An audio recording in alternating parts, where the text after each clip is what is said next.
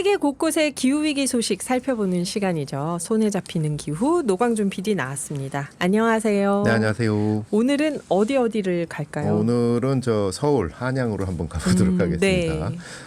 서울에 먼저 강남의 포스코 센터에서 무슨 일이 있었고요. 그리고 나서 기후특파원 제보도 역시 서울 마포구 소식입니다. 네. 두 가지인데 다 제보하고 취재는 경기도민들이 하고 있는. 저희 서울도 경기도 안에 있으니까. 그렇죠. 예.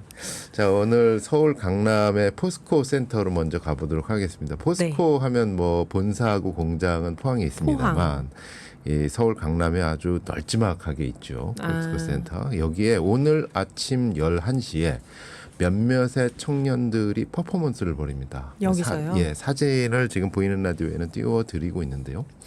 한 청년이 이렇게 포스코 신임 회장님의 얼굴 가면을 쓰고 바닥에 철퍼덕 앉아 있습니다. 아, 시위를 하는군요, 여기서. 네, 여기에는 피켓에는 이렇게 써 있습니다. 그린철강 느림보 포스코.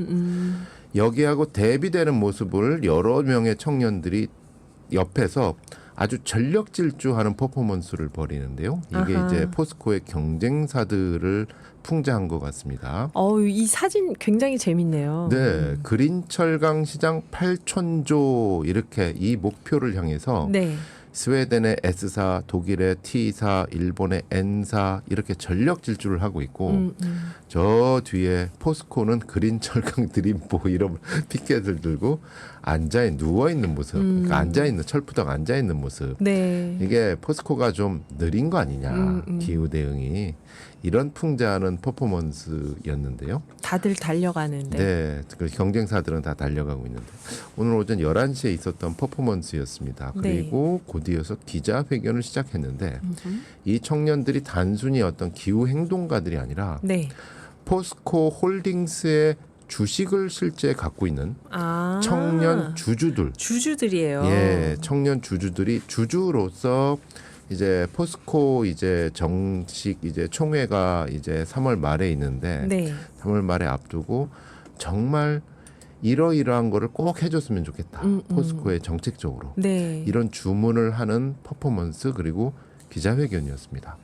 근데 제가 이분들의 말에 귀를 기울이게 된 거는 그냥 기후단체였으면 그냥 예상되는 공식이 있지 않습니까? 뭐 포스코가 온실가스 배출이 뭐 어느 정도 되고 지구가 이렇게 오르고 있기 때문에 이렇게 하세요라는 거면은 이거 뭐 많이 했지 뭐 이러면서 그냥 넘길 텐데 저같이 그냥 아무것도 모르는 사람 입장에서는 굉장히 신선한 말을 하고 있습니다. 한번 직접 이분들이 한 말을 그대로 읽어보겠습니다. 오늘 네. 기자회견에서 포스코 홀딩스가 온실가스를 감축하는 것은 환경을 위한 착한 일이 아닙니다.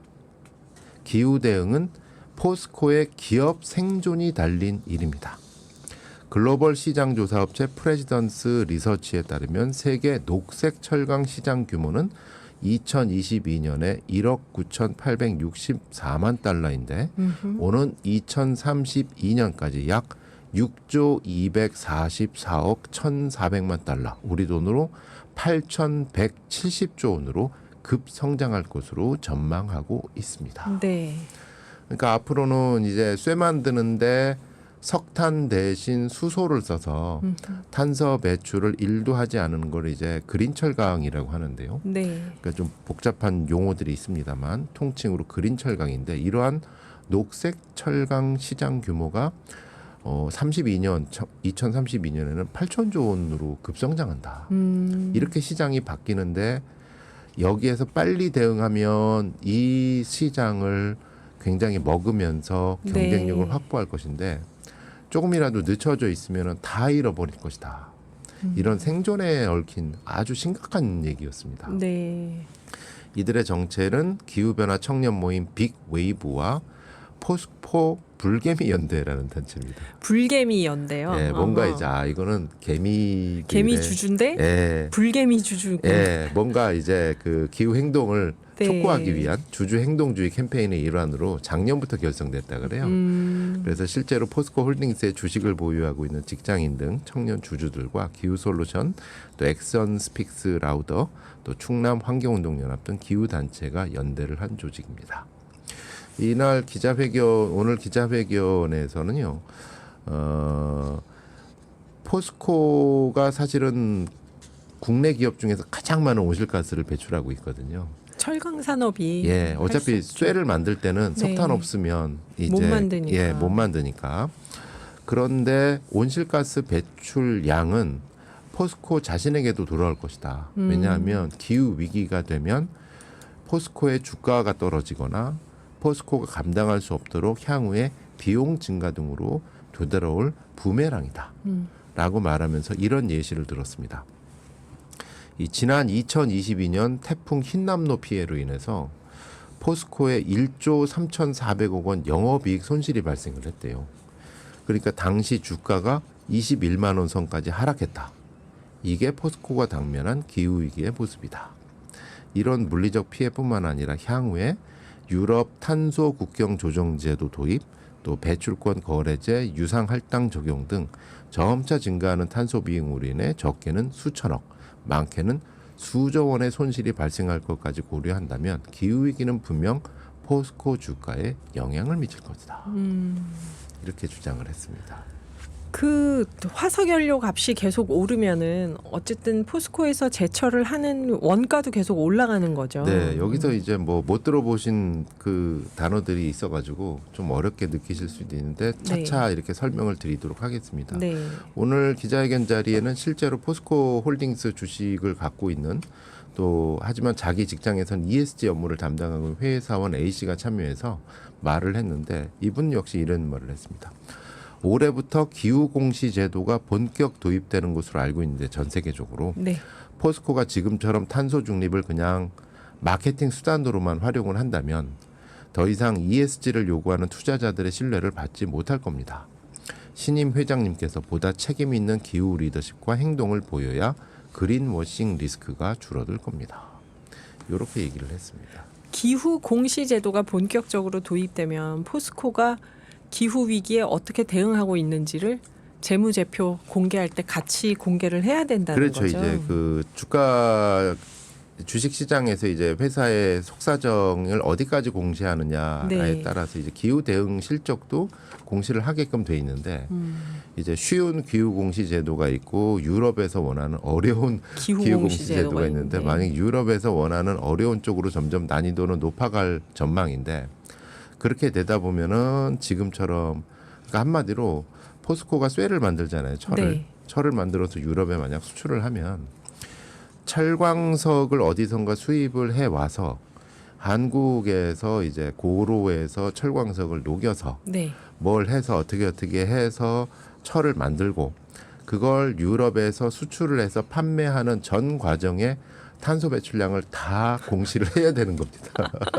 아이고 참나. 그러다 보니까 이제 그 조선업계에도 영향이 미친 거죠. 이제 그렇죠. 그 무거운 철을 배로 옮겨야 되는데 이 배도 탄소가 배출되잖아요. 그래서 심지어 일본에서 돛담배를 지금 개발을 하고 있는 등 탄소를 어떻게 하면 운송 과정에서도 줄일까.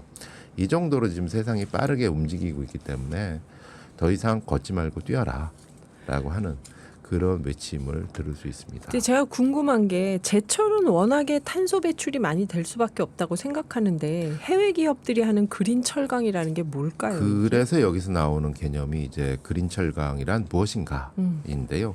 기존의 이제 철강 제조 공정은 석탄을 환원제로 사용을 하기 때문에 막대한 온실가스를 배출하는 반면 석탄 대신에 수소를 환원제로 활용을 한 겁니다. 그래서 수소 환원제철 이래가지고 이걸 통칭해서 그린 철강 또는 녹색 철강이라고 하는데 수소를 석탄 대신 쓰니까 탄소 배출은 제로에 가깝게 되는 거죠.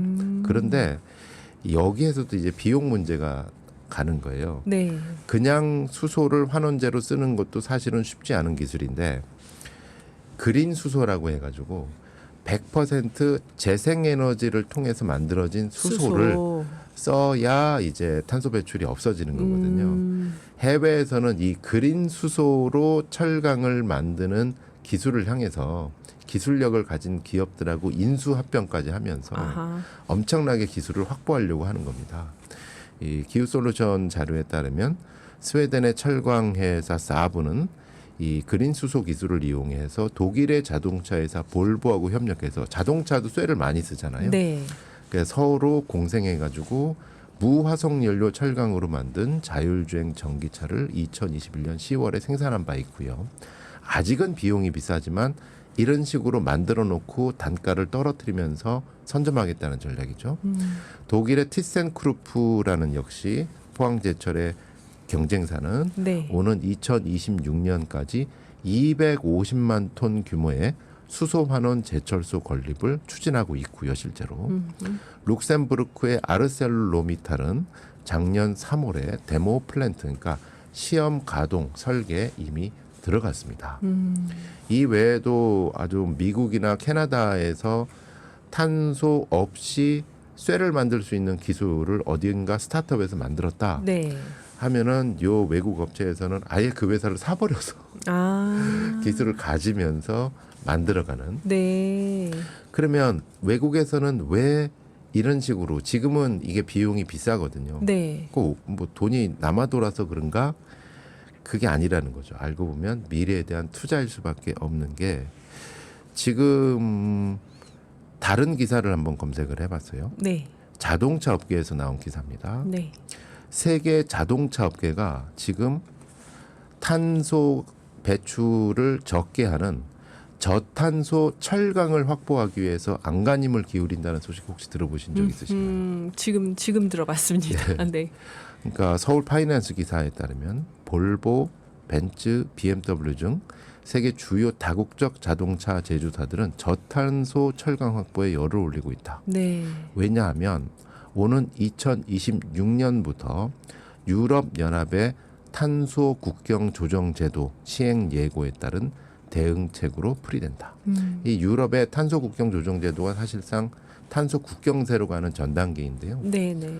그러니까 그냥 자동차 수출하면은 현대 기아차 수출하면은 이 자동차 만들 때까지 모든 탄소 배출량 다 신고하세요.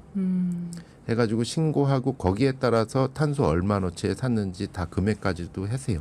해가지고 적게 맺으면 우리가 이제 우리나라 탄소 가격이 싼 편이거든요. 유럽에 비해서. 네. 그러면 관세로 더 무세요. 뭐 이런 식으로 사실상 탄소 국경세처럼 무는 제도거든요.